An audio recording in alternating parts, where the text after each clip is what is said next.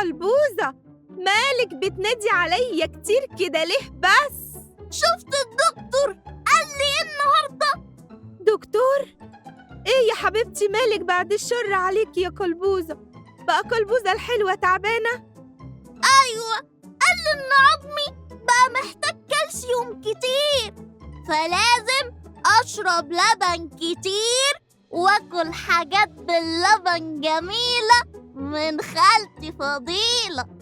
يا حبيبة قلبي، قلتلك كده من زمان يا قلبوزة، بس ما كنتش بتسمعي الكلام. خلاص هسمع الكلام، وعشان كده ماما قالت لي أجي أسألك على تركاتك في الرز بلبن.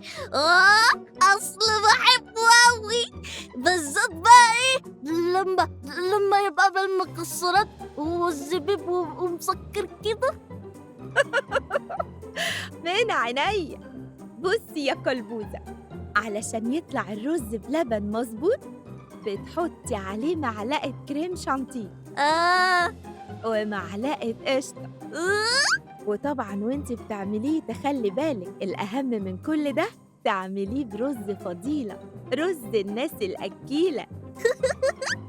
وكمان سكر فضيلة اللي بيخلي الحاجات الحلوة جميلة.